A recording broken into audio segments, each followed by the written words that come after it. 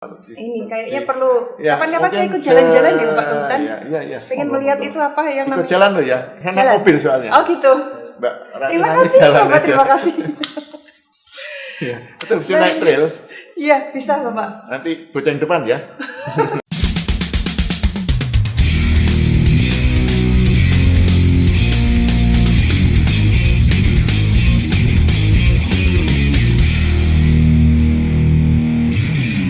Assalamualaikum warahmatullahi wabarakatuh. Sobat Rimba, hutan merupakan wilayah daratan yang didominasi oleh pepohonan. Di dalamnya banyak sekali flora dan fauna. Saya Ratih, 1 jam ke depan akan mengajak Sobat Rimba di informasi mantap seputar hutan. Dan bersama saya saat ini telah hadir Mas Tulus Budiadi. Beliau adalah administrator Perhutani KPH Ngawi. Apa kabar Bapak? Alhamdulillah, luar biasa. Kita kabar ya, Mbak? Alhamdulillah saya juga baik-baik saja dan tetap semangat. Ya. Bapak bisa bagi tipsnya untuk tetap semangat, untuk tetap kelihatan fresh setiap hari. Ini harus berbayar ini kalau tanya tips ini. Oh gitu? Iya. Kalau berbayar masih? Kan nanti malah kebalik kan? Jadi gini, tips saya selalu sehat itu yang pertama selalu bersyukur kepada Yang Maha Kuasa. Iya, betul. Berjalan. Betul. Terus yang kedua terkait dengan pekerjaan saya yang diamanai untuk mengolah hutan, saya sering jalan-jalan di hutan. Jadi udaranya fresh gitu. Oh gitu ya? Berarti Bapak sering jalan-jalan ke hutan. Boleh dong Pak, sekali-sekali saya diajak. Oh jangan. Oh gitu. Iya, ini bahaya. Saya nggak boleh jalan-jalan. Ya, Kenapa dan? Apa? Kapan-kapan boleh lah, boleh. Pernah bertemu dengan binatang buas atau gimana Bapak? Kalau binatang buas mungkin sekarang di Pulau Jawa sudah jarang ya. Oh sudah gitu, langka. iya. Ya. Ya Bapak, kalau saya boleh tahu, semenjak kapan Bapak menjadi rimbawan di perhutani? Jadi saya sebetulnya masuk di perhutani termasuk tersesat di jalan yang benar. Oh begitu? Iya. Kenapa begitu Bapak? Jadi ceritanya gini, jadi waktu kuliah saya itu kan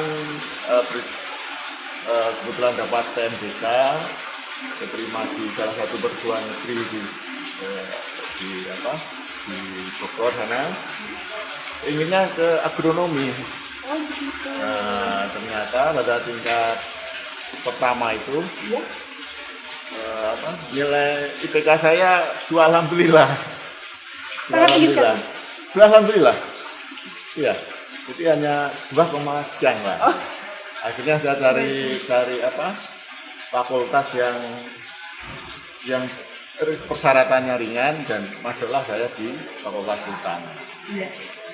Kemudian setelah lulus kuliah, saya juga pernah kerja dulu di BUMN. Iya. Itu di konsultan gitu ya. Itu BUMN Badan Usaha Milik Ngadiono. Oh. Ya, jadi bukan usaha milik negara. Bukan itu Bapak ya? Jadi hampir 5 tahun lah. Iya. Saya lulus 92, kemudian daftar di Perhutani 95, dapat panggilan di 96. Ya. Jadi 96 sampai ke sekarang 2002 ya kira-kira sudah berapa tahun? Saya nggak begitu pintar matematika. Oh begitu Bapak. Ya, Sekian tahun lah. Pitulas Windo lah kira-kira gitu. Iya. Jadi untuk telas milik kendo gitu kira-kira Mbak. Bisa aja Bapak. Ya. Oke, Bapak, selama Bapak menjadi rimbawan di perhutani, tentunya banyak suka dan dukanya. Kayaknya banyak sukanya atau banyak dukanya? Tergantung ya. Jadi bagaimana itu kita mau suka atau duka itu tergantung kita mengolah hati dan pikiran kita. Betul.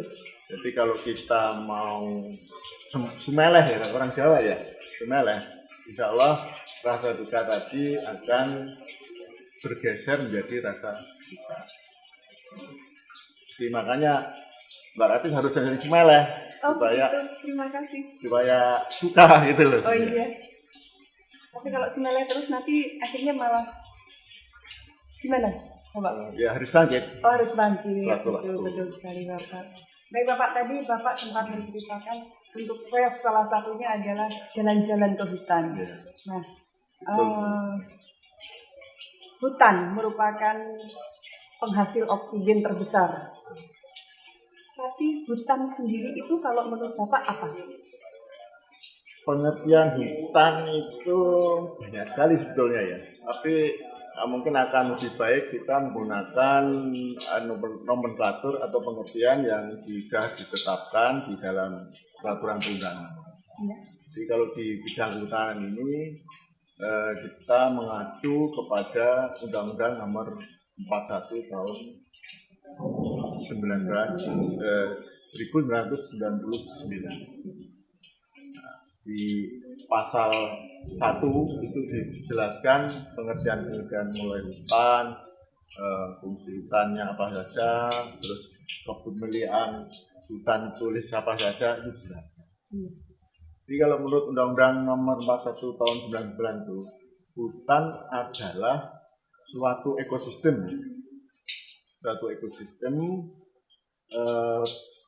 berada pada satu hamparan. Ya, pada lahan hamparan yang berisi sumber-sumber alam yang didominasi oleh pohon-pohon. Jadi kalau nggak ada pohon-pohon bukan hutan. Tapi nanti akan ada pengecualian. Kemudian satu dengan lainnya itu tidak dapat terpisahkan. Itu yang saya sampaikan tadi di awal. Hutan itu merupakan wilayah daratan yang didominasi oleh pepohonan. Itu tepat atau masih kurang? Lengkapnya itu sebenarnya harus mengandung 4 tadi. Ada satu yang pertama itu satu ekosistem. Ya. Kedua itu ada hamparannya. Ya. Yang ketiga berisi sumber daya alam didominasi oleh pohon. Dan satu dengan lainnya merupakan satuan yang tidak bisa dipisahkan. Jadi 4 ini harus terpenuhi. Jadi kalau hanya suatu sistem tapi bukan berupa hamparan ya itu bukan hutan. Terus suatu sistem itu berupa hamparan tapi tidak ada sumber hayatinya atau pohonnya ya bukan hutan. Bisa aja nanti jadi lapangan golf itu. Oh begitu? Iya. Suka main golf? Sementara ini saya belum bisa nih. Oh belum. Oke. Baik, Bapak. Kemudian hutan sendiri berdasarkan statusnya ataupun apakah ada pengelompokan jenis-jenis hutan? Ya, saya lanjutkan lagi. Jadi kalau berdasarkan hak di atasnya, hak kepemilikannya ya, itu ada yang disebut dengan hutan negara, ada yang disebut dengan hutan hak. Ya. Nah, kalau hutan negara ini adalah kawasan hutan yang tidak dibebani atas hak, tidak dibebani atas hak atas tanah itu ya. Tapi kalau hutan hak bahwa hutan itu dibebani atas hak atas tanah. Kemudian saya pernah mendengar ada hutan adat. Hutan adat ini pada dasarnya juga hutan negara. Hanya saja pengelolaannya diserahkan kepada masyarakat adat. Jadi hutan negara macam-macam. Ada yang disebut tadi yang disampaikan Mbak Ratih tadi hutan adat. Ya. Ada hutan desa. Ada lagi hutan kemasyarakatan. Jadi semuanya itu merupakan hutan negara karena dia tidak dibebani hak atas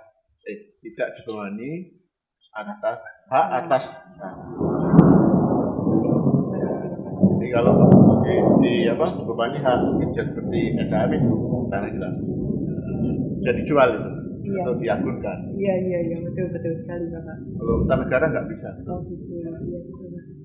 Kemudian Bapak ada lagi yang ingin saya tahu, hutan berdasarkan fungsinya.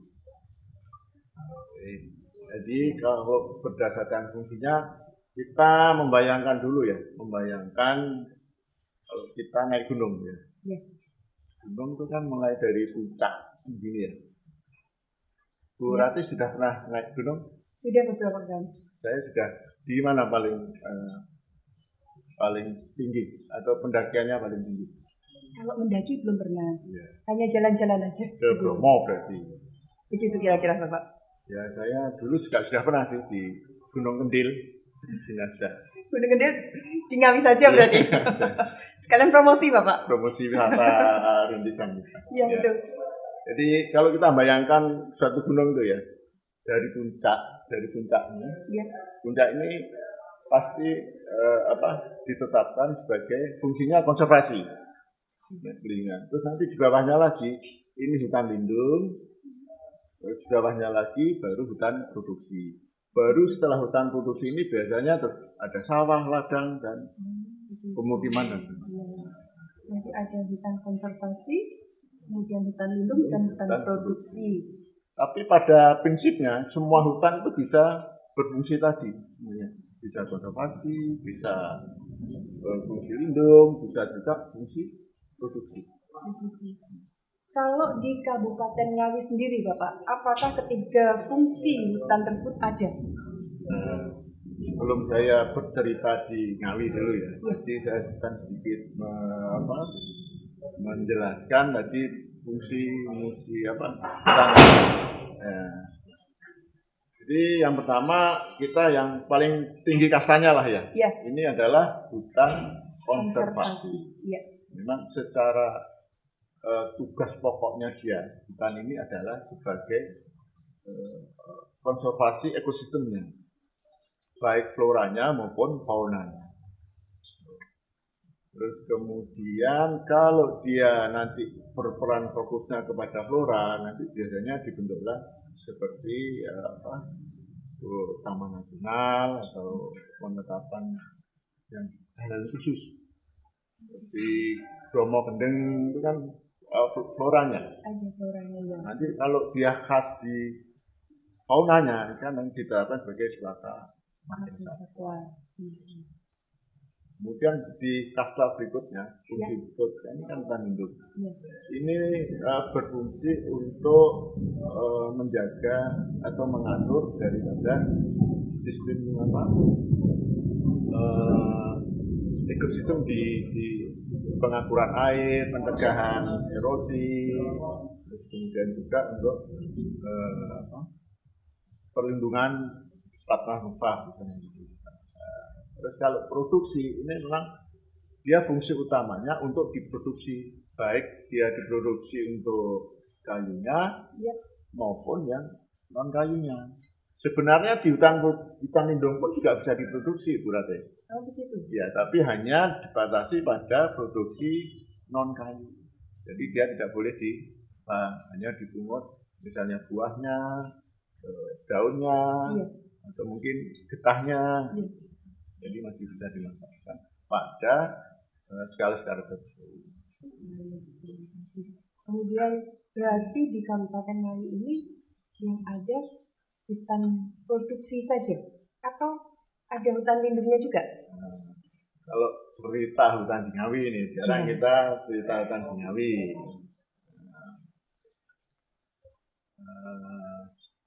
Kita kilas balik dulu ya. Kita cerita zaman kita masih jadi pisang goreng atau apalah di zaman dulu ya. Pengelolaan hutan di Jawa itu dimulai sejak zaman kolonial. Jadi era-era di tahun abad ke-16 itu sudah eksploitasi hutan itu sudah mulai besar-besaran. Jadi gabungan dari saudagar-saudagar Belanda maupun dari Cina itu sepanjang pesisir Jawa, mulai Rembang, Lasem, Tuban sampai Sedayu sana. Akhirnya karena dieksploitasi secara besar-besaran, hutan besar. Kemudian pada saat Gubernur Jenderalnya Nirina waktu Gandeles menyadari bahwa hutan di Jawa, terutama hutan jati ini perlu reforestasi, artinya perlu dihutankan kembali. Jadi tepatnya di tahun 1808 itu. Jadi pengelolaan hutan di Jawa ini sudah sedikit modern, belum modern juga.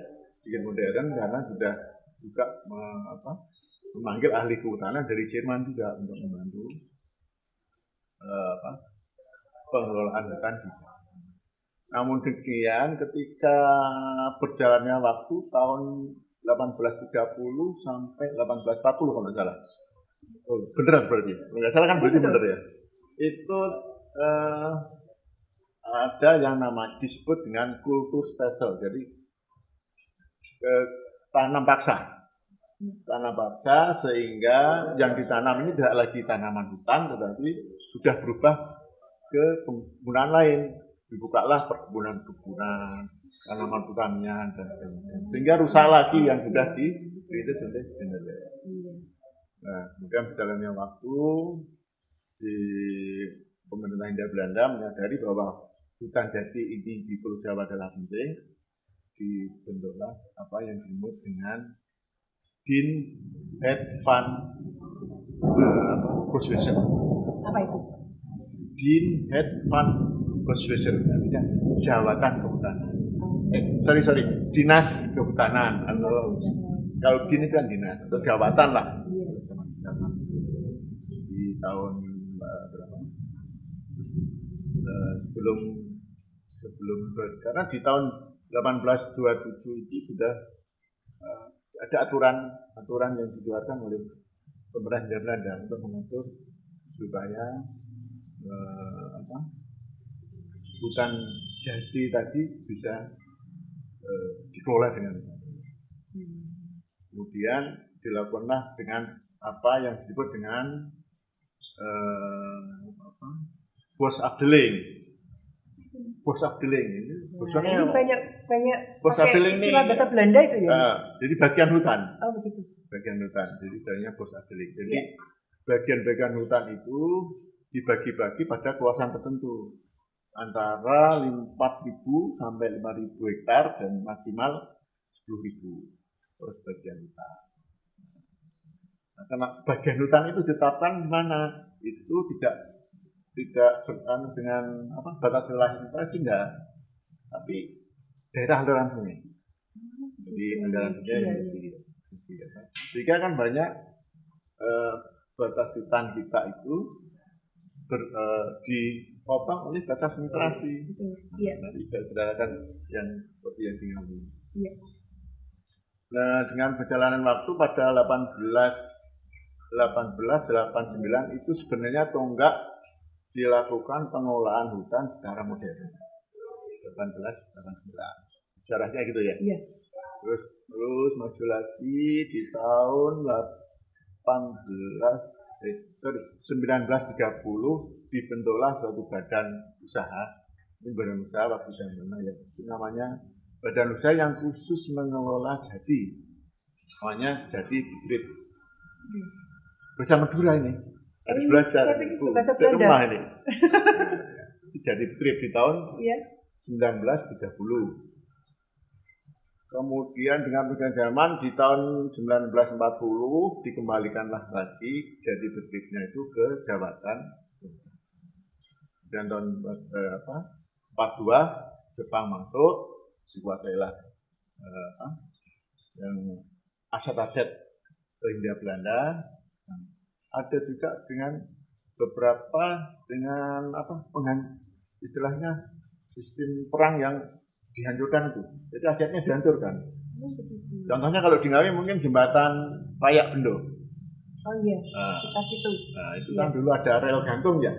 Itu di bumi yang hanguskan. Itu strategi perangnya Belanda ketika meninggalkan aset-aset supaya tidak dimanfaatkan oleh Jepang. Nah, Jepang hanya 3 tahun, kemudian 1945 merdeka kita, terus di tahun perkembangannya di tahun 65 jadi pemberontakan ya. Sorry. Di tahun 60 dulu, 1960 itu sudah ada mengenai peraturan pemerintah tentang pendirian perusahaan negara itu. Kemudian ini mulai asik ini. Mbak Ratih, kenapa tahun ini kita diperingati ulang tahun perhutani yang ke-61?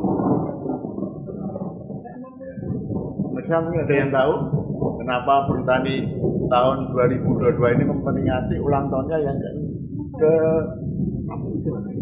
Ke 61. 6? Mana? Tahu nggak? Belum. Gimana itu, Bapak? Ini saya ceritakan. Iya. Saya menceritai. Boleh. Tapi tidak memperdaya loh saya. Nah, Baik. jadi di tahun 1961, tepatnya dengan adanya peraturan pemerintah nomor 17 sampai 30. Itu tentang pembentukan perusahaan-perusahaan kehutanan. Jadi ada 13 mulai nomor 17 sampai 30. Berarti ada 13 itu gimana? 13 ya. 13 yang disebut dengan terdiri dari BPU di tahun 61 itu. Nah, kalau itu kan pembentukan perusahaan-perusahaan kehutanan atau singkatnya perhutani. Itu tonggaknya di tahun 61 itu, makanya 61 itu tonggaknya berdiri yang namanya perhutani. Kalau 2022 dikurangi 61 kan 61. Berarti hari jadi perhutani tahun ini sangat bersejarah. Iya, sangat sejarah. Sangat berharga. Gitu. 61 sama dengan tahun diterbitkannya peraturan pemerintah tahun di 61 juga. Iya. Jadi 61. Sebenarnya jangan 33 ya, pengemis nanti bahaya. Jadi kemana-mana ini. Saya cerita lagi. Jadi 13 BPU itu terdiri dari Jawa Tengah, Jawa Barat, terus Jawa Tengah, ya. Jawa Timur, mulai Jawa itu dulu malah. Jawa Timur, Jawa Barat, Jawa Tengah, Sumatera Selatan, Riau, Sumatera Utara, ada berapa? 7. Kalimantan Barat, Kalimantan Selatan, Kalimantan Timur, Kalimantan Tengah. Ya? 11. Yang 2 lagi mana? Sulawesi Selatan dan Maluku. Makanya kita punya perhutani itu punya, saya belum masuk perhutani ya. Kita punya wilayah yang di pengolahan dulu sutra itu di daerah mana? Di Sulawesi Selatan itu, di Makassar itu, di Makassar itu, Ujung Pandang ya. Tuh, lanjut lagi sejarahnya. Iya. Sejarahnya. Jadi asik kita dengerin ceritanya, ternyata sejarahnya itu sangat panjang sekali, Bapak ya. Iya, panjang kali lebar itu luas jadinya. Baik. Jadi 61 bentuk itu, kemudian tahun 72. Jadi tahun 72 BPU Jawa Tengah dan Jawa Timur jadi satu dengan terbitnya peraturan pemerintah nomor 15 tahun 72 dan bentuklah yang namanya Perum Perhutani. Perusahaan umum dalam kurung Perum Kehutanan. Kanan kan gitu. Nah itu 72. Terus kemudian dengan adanya PP nomor 2 tahun 78 bergabunglah Jawa. Terus dengan zaman lagi akhirnya di tahun sejak itu sebenarnya kita pernah jadi PT, pernah jadi perseroan terbatas, kemudian zaman Bu Mega itu kembali lagi dengan PP nomor berapa? Masih ingat? 72 tahun 2010. Dan terakhir nih yang terupdate bahwa di tahun 2014 karena pemerintah menambah penyertaan modal kepada perum petani, maka perum petani ditunjuk sebagai induk holding dari BUMN Kehutanan dengan anak perusahaan Indotani 1 sampai Indotani 5. Itu PP 73 tahun 2014. Nah sekali Bapak, di luar kepala sampai ya sampai jatuh ini. Sampai jatuh. Iya, tapi sebetulnya pertanyaan saya belum terjawab ini Bapak. Apa? Yang di Ngawi. Oh, yang di Ngawi. Iya. Sebentar, saya tak mikir dulu di Ngawi. Jadi kalau di Ngawi gini, di Ngawi sejarah tadi kan kita sudah bicara sejarah perhutani. Iya. Nah, ke Sekup kita lah ke Sekup Perum Perhutani KP Ngawi ya. Iya. Itu ya, sama aja kita bicara Ngawi. Perum Perhutani Kesatuan Pemangkuan Hutan dan Perum KPH Ngawi itu merupakan salah satu dari 57 ya KPH tadi ya, Kesatuan Pemangkuan yang ada di Perum Perhutani ya. Kalau di divisi regional Jawa Timur, KPH Ngawi ini merupakan salah satu dari 23 KPH. Jadi dekat 21 lah. Iya. Tuh. Nah, KPH Ngawi itu sejarahnya juga panjang, Mbak Ate. Pertama ditata itu tahu nggak? Nggak tahu Bapak, saya mungkin Saya belum lahir. kasih tahu Bapak. ya. Jadi pertama ditata di tahun 1936. Penataan pertama. Betul sekali, saya belum lahir itu Bapak. Jadi saya sebetulnya sudah, tapi beda lagi. Dan tahun terakhir, tahun kemarin itu 2018 itu adalah penataan yang ke-10. Luar biasa karena penataan setiap 10 tahun sekali kita lakukan. Dari penataan itu tadi yang di zaman Belanda yang disebut Bos Adeling tadi, bagian hutan di Ngawi itu ada 8. Awalnya 8. Awalnya 8 itu sebelum tahun 2016. Ada 8 itu mulai dari, kalau kita dari timur ya, itu adalah KDU, Gedung Kedawa. Iya. Nah, bagian hutan Kedawa. Iya. Terus agak ke selatan dikit, bagian hutan Geneng. Agak sini mana? Ke utara? Ke utara dikit ada Gentas, ada Ngandong. Iya. Ke barat lagi itu ada Kedunggalar. Kedunggalar Utara, Kedunggalar Selatan. Terus ke sana lagi, ke arah barat lagi ada Walikukun Utara, ada Walikukun Selatan. Berarti ada 8. Ada 8. Itu sebelum tahun 2016. Tetapi dengan adanya SK dari Kementerian nomor 273 apa itu, Mbak saya. Itu karena ada kawasan dengan tujuan khusus yang digunakan untuk penelitian dan pengembangannya Universitas Gadjah Mada. Iya. Untuk bagian hutan Ngandong dan Getas diserahkan pengelolaannya ke UGM. Ada 10.891 hektar yang diserahkan ke UGM. Dan diserahkan karena ini saya lagi nanti saya jelaskan lagi. Iya. Di awalnya saya sebut aja Perhutani Ngawi ya. Iya. Awalnya Perhutani Ngawi itu adalah luasnya 45.909 hektar, 70 Iya. hektar. 45.000, bayangkan kita punya tanah 45.000. Sangat luas sekali ya.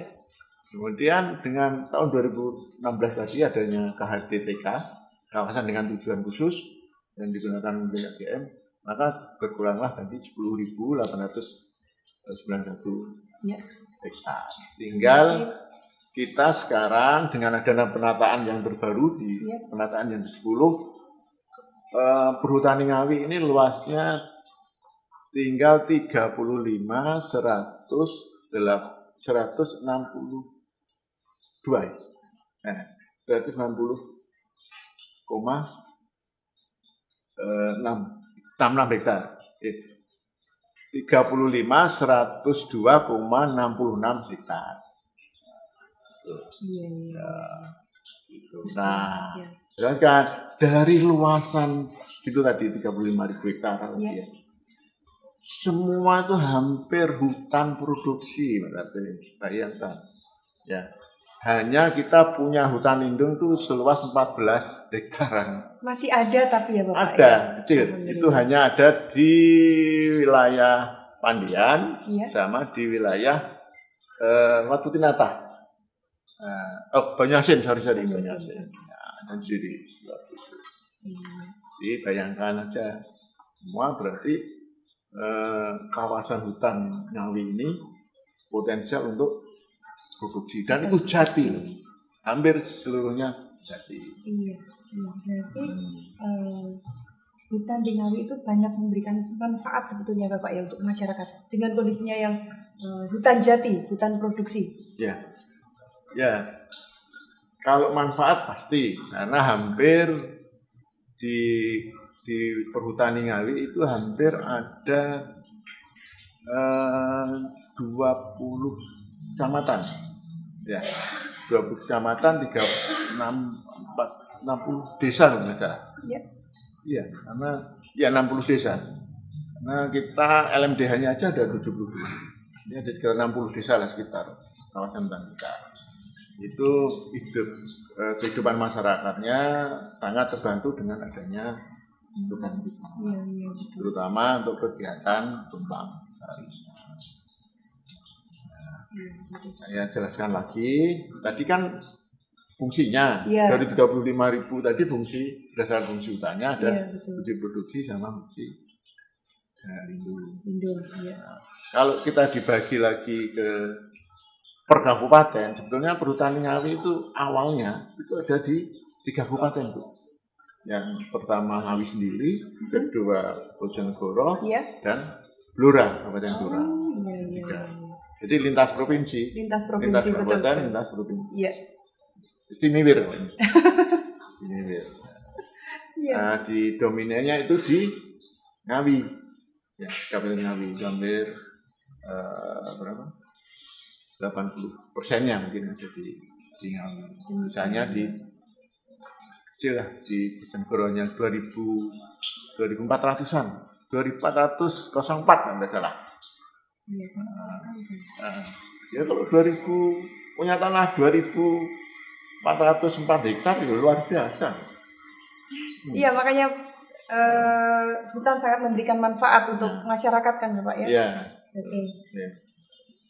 Manfaat dari hutan ada manfaat ekologi, manfaat ekonomi, dan manfaat di sosial budaya. Contohnya seperti apa di masyarakat kita? Ya, jadi sesuai pendirian perhutani sendiri ya, itu kan disebutkan di pasal 1 itu mengenai pengertian apa sih yang dimaksud dengan perum itu. Ya. Perum perusahaan umum atau kalau di peraturannya selanjutnya disebut perusahaan itu adalah badan usaha milik negara yang seluruh modalnya dimiliki negara berupa sumber daya yang dipisahkan dan tidak terbagi atas itu di pasal 1 di PP 72 tahun 2010. Ya. Terus kemudian di pasal 3 ayat 1 itu dijelaskan bahwa dengan adanya peraturan pemerintah ini maka pemerintah melanjutkan penugasan kepada perusahaan untuk melakukan pengelolaan hutan di hutan negara. Jadi PP itu menyebutkan bahwa perhutani itu ditugaskan melanjutkan pengelolaan hutan di hutan negara dengan prinsip pengelolaan hutan lestari dan tata kelola perusahaan yang baik. Dan lagi prinsipnya tadi apa yang dimaksud dengan pengelolaan hutan yang lestari. Jadi pengelolaan hutan lestari baik aspek produksi, aspek ekologi, aspek sosial itu semuanya berimbang lah. Contoh, untuk manfaat ekologi, misalnya mata air, sumber mata air ini kan kita harus belajar. Kalau tidak di hutan lindung, mata air itu harus ditunjuk di sekitarnya ada kawasan pelindungan setempat untuk manfaat ekologi supaya sumber air di situ secara ekologi terjaga, termasuk vegetasinya yang berada di atasnya. Terus kemudian manfaat produksi apa? Ya karena hutan, nanti hutan kan ditanami dengan kayu-kayuan. Nah, setiap jenis itu kan mempunyai daur. Daur itu mulai tanam sampai ditebang, itu namanya daur. Ya. Contohnya jati. Kalau di Ngawi ada macam-macam. Ada yang 20 tahun, ada yang 40 tahun, ada yang 50 tahun, tergantung karakteristik wilayahnya. Begitu. Kenapa 20 tahun? Karena di sana secara sosial itu memang rawan, sehingga gak komanan menurut Tani kalau daurnya semakin panjang. Gitu. Dan yang kedua memang memberi kesempatan kepada masyarakat untuk rotasi tadi, fungsi sosialnya, rotasi untuk tanaman pertaniannya bisa tebang sari, nanam jagung, nanam pela, nanam kacang, bahkan kalau yang cukup air di situ nanam padi. Bisa juga Bapak. Padi, ya. Itu semua di bawah tegakan atau ada? Bagaimana itu Bapak? Kalau di bermacam-macam sih, artinya gini, kalau budidayanya setelah proses tebangan, setelah proses selesai itu kan terbuka. Tapi memang ada bagian-bagian kawasan hutan kita yang pertumbuhannya jarang-jarang. Jadi dulur-dulur pesanggem itu menanamnya di bawah tegaan. Ya memang kalau seperti jagung, kacang gitu kan memang memerlukan terbuka, alam terbuka. Dia kan perlu matahari penuh. Sehingga ya bisa tumbuh tapi mungkin produksinya yang tidak optimal. Tapi kalau untuk jenis-jenis herbal memang di bawah tegaan. Contohnya kunyit, terus pon-pon lah ya, seperti itulah, seperti lengkuas mungkin ya. Terus urat. Tahu urat? Loh, apa itu Bapak? Urat itu yang biasanya dibikin untuk bunganya gimana ya jelaskan? Nanti tanya Mbak Google aja. Oh iya, oke. Itu kalau di kampung saya biasanya dibikin bikin kayak botok itu. Bisa dimakan berarti ya Bapak? Bisa. Oh mungkin apa itu kunci atau apa itu bukan? Bukan. Temu bukan juga. Bukan. Kalau ini kayaknya perlu. Kapan-kapan saya ikut jalan-jalan di Bapak ke hutan. Iya. Pengen melihat itu apa yang namanya. Ikut jalan loh ya. Enak mobil soalnya. Oh gitu. Mbak, terima kasih Bapak, terima kasih. Iya, itu bisa naik trail. Iya, bisa Bapak. Nanti boceng depan ya. Saya bawa sendiri aja. Iya. Baik. Oke Bapak, saya banyak banyak sekali cerita tentang hutan ternyata Bapak ya. Kemudian Bapak, apa harapan ke depan Bapak tentang keberadaan hutan, terutama di Ngawi aja deh. Ya, ini Ngawi itu kalau sejarahnya kan ngawitan ya. Iya. Hutan atau kalau di yang biasa kan awi. Bambu. Iya. Sesuai dengan tujuan perusahaan tentunya harapannya pengelolaan hutan di Ngawi ini bisa lestari. Ada salamnya loh Bu. Salam lestari. Kiri Bapak ya? Ya kiri. Lestari. Salam lestari. Jadi kalau di kamera itu lihat huruf L. Huruf L. Ya, huruf L. Saya kira di sana juga kamera, ternyata di sana kameranya. Iya. Dan selain sebetulnya tidak hanya hutan sih yang kita harapkan, tetapi juga bagaimana keberadaan hutan ini bisa membantu kepada peningkatan kesejahteraan masyarakat dengan menyediakan kesempatan kerja maupun peluang kerja. Ya. Kemudian Bapak, hutan lestari. Ya. Adakah pesan Bapak untuk generasi muda atau generasi yang akan datang agar tetap menjaga kelestarian hutan? Itu kuncinya sederhana kalau lestari itu. Sebetulnya kalau kita sebagai orang awam saja lah, kalau kita menyebar benih gitu aja atau bibit gitu aja, benih lah ya. Kalau bibit kan tidak bisa tumbuh ya. Iya. Benih di dalam dan dibiarkan hidup dan tidak terganggu, itu nanti akan jadi. Artinya apa? Saya selalu menyampaikan pada dulur-dulur saya, baik yang di kantor maupun di lapangan, jika dulur-dulur itu pengen nanam, niatkanlah niat sing ikhlas. Nilai ta'ala wis. Ibadah mungkin ya Pak. Ya mungkin kalah ya. Iya. Ikhlas saja lah. Iya. Karena kalau kita berikhlas nanti tanaman ini bisa tumbuh baik, kemudian daun cabangnya banyak, daunnya lebat, dia akan mempunyai proses fotosintesa. Dia menghasilkan oksigen yang kita hirup dengan sehat. Iya, jadi niatnya ya nilai tanah. Iya. Kemudian juga ketika sudah bisa nanam, ya dipelihara lah, kan gitu ya. Iya. Dipelihara yang baik.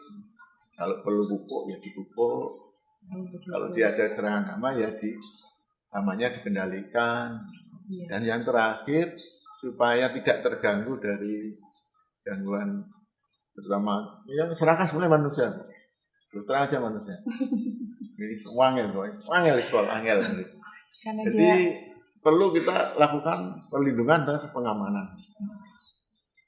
Itu aja kuncinya. Jadi tanam dengan ikhlas, peliharalah dan jagalah. Iya. Jaga hatimu. Baik, betul.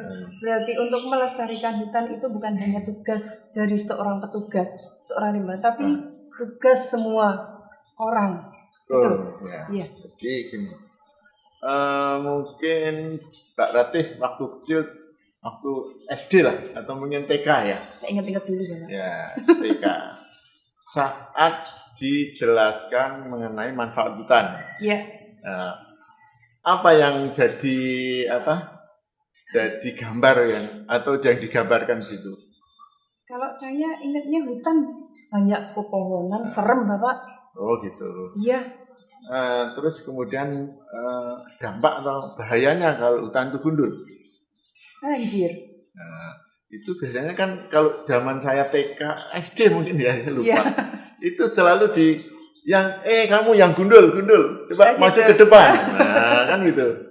Maju ke depan. Iya. Kemudian yang Pak gurunya ini mengambil air, disiramkanlah ke kepala si gundul.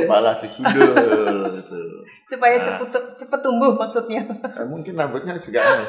Ya, itu hanya untuk ilustrasi bahwa kalau kepala kita tanpa rambut disiram air itu kan buambang saya langsung hilang.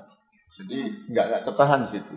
Beda kalau misalnya Mbak Ratih kalau mandi ya, saya nggak yakin sih kalau mandi. Kalau mandi itu kan bukan mandi, keramas lah ya. Iya. Atau siram air. Itu kan air masih tersimpan di sini. Iya. Di rambut kita. Masih kalau tersisa, tidak kita lap dengan handuk. Iya. Itu tadi makanya fungsi hutan salah satunya itu mengatur tata air. Nah, tapi kalau alirannya deras ini menyebabkan erosi. Dan kalau curah hujannya tinggi nanti akan menyebabkan banjir. Nah, kalau erosi terus-terusan maka lapisan topsoilnya akan hilang, tanah jadi tandus. Iya. Nah, itu ilustrasinya seperti itu. Baik Bapak, sebenarnya masih pengen banyak ngobrol, bercerita, menggali ilmu lah tentang hutan dengan Bapak. Asik ternyata ngobrol dengan Bapak, asik sekali. Banyak ilmu yang saya serap. Tapi karena waktu juga yang mungkin nanti kita sambung lagi ke episode Tapi berikutnya. ada satu yang Gimana, mungkin Bapak? ada apa? Ada info yang mantap. Apa itu? Ya. Nah, ini yang perlu Nah, disampaikan. ini. Jadi ceritanya tadi kan sebelum ke sini, sini tadi, Ya. saya itu membayangkan ketika acara ini dilakukan di bawah Sor Sambi. Pohon yang rindang. Ya, Sor Sor Sambi. Sambi. Ya, di taman kita di belakang. Iya. Di Sor Sambi. Nah, kesambi ini dia jenis tumbuhan atau kayu yang daunnya selalu hijau atau evergreen, karena dia memang di karakteristiknya begitu dan tumbuh di tanah yang kering. Sor Sambi nanti bisa browsing ya, Iya. pemirsa di rumah. Kalau di Jawa itu namanya kesambi atau kecacil Iya. atau sambi gitu ya. Iya. Tapi kalau di Sunda mungkin namanya itu kasambi atau kosambi Sunda. Biasa nyara Sunda, Seetik. saletiknya. Nah itu. Terus kalau di Madura itu kosambi pakai bih gitu. Ada bihnya. Gitu ya, lebih mantap gitu ya. Kalau di mana? Jadi dia tumbuhnya kan mulai Pulau Jawa ini ke arah timur sampai Sulawesi, Nusa Tenggara, Sulawesi sampai Maluku. Kalau dia di Bugis disebutnya ading, ya. Ading. Nah, kalau bahasa ilmiahnya sih, Secleiosa ya, Oleosa. Iya. Lidah saya kan. Belibet juga ya. Karena bahasa Latin. Secleiosa Oleosa. Nah, itu familinya satu famili atau satu keluarga dengan Sapindaceae. Sapindaceae jenis rambut-rambutan. Oh begitu. Ya, kan buahnya itu kan mirip-mirip dengan ini Bu, dengan kelengkeng. Makanya Bu Mbak Rati jangan banyak makan kelengkeng, nanti kelengkengan. Oh begitu. Iya. Jadi manfaatnya luar biasa, mulai daun, kulit, buah bisa. Kalau daunnya biasanya di daerah-daerah tepian hutan jati atau masyarakat sana itu dimanfaatkan untuk kulupan. Belum pernah nyoba ya kulupan? Belum pernah. Kalau kita mentahnya saja itu agak ada masam-masamnya dikit. Oh gitu. Ya, nanti kalau pas digulup enak nanti. Khasiatnya apa Bapak? Nanti ada khasiatnya. Oh ada. Nanti kalau kulup tuh nanti mengenyangkan. Oh yang jelas itu. Ya. Apalagi tambah nasi. Kalau kulitnya, nah ini kulitnya biasanya di Jawa, di Madura maupun di Bali biasanya untuk penyakit kulit kudis itu. Kulitnya juga bisa kita olah untuk bahan penyama. Dan yang luar biasanya lagi kesambi ini, Mbak Ratih bisa berternak di situ. Berternaknya kecil-kecil. Ya, berternak kutu di situ. Loh iya betul. Itu disebutnya kutulak. Jadi gitu. begitu besar, begitu hebatnya Gusti Allah itu yang menciptakan. Jadi dari kutu-kutu kecil itu yang di cabang-cabang itu, biasanya ditularkan gitu. Produksinya nanti kutu itu mengeluarkan zat tertentu yang namanya yang jadi lak itu. Iya. Jadi lak. Pernah makan ini permen coklat atau pernah? Kalau permen coklat sering Bapak. Apa itu? Pelitur. Kok pelitur dimakan Bapak? Enggak, maksudnya pernah melitur kayu. Oh iya pernah. Nah, Iya. itu bahan dasarnya dari lak tadi. Iya. Yang disayat oleh kutu yang kecil-kecil. Kecil soalnya. Saking kecilnya dia kalau jalan rame-rame itu enggak kelihatan. Itu ketular. Begitu. Iya. Jadi luar biasa. Ya, dan kalau ditanam di kawasan hutan jati itu biasanya menjadi tanaman pengisi. Kenapa jadi tanaman pengisi? Karena dia selalu evergreen, kemudian juga berfungsi sebagai sekat bakar. Luar biasa. Iya, baik Bapak. Banyak sekali ilmu yang Bapak berikan. Semoga aja bermanfaat buat saya. Sebetulnya bukan juga. ilmu, kita sharing. Oh, sama-sama. Terima kasih Nanti. sekali Bapak. Iya. Baik, terima kasih Bapak Tulus Budiadi, Administrator Perum Perhutani KPH Ngawi yang sudah meluangkan waktunya untuk ngobrol dengan kami di informasi. Gimana Bapak coba? Informasi mantap seputar hutan. Set gitu berarti. Dan semoga Bapak selalu diberikan kesehatan dan Amin, tetap amin. semangat untuk menjaga rimba raya. Saya Ratih, pamit undur diri. Wassalamualaikum warahmatullahi wabarakatuh.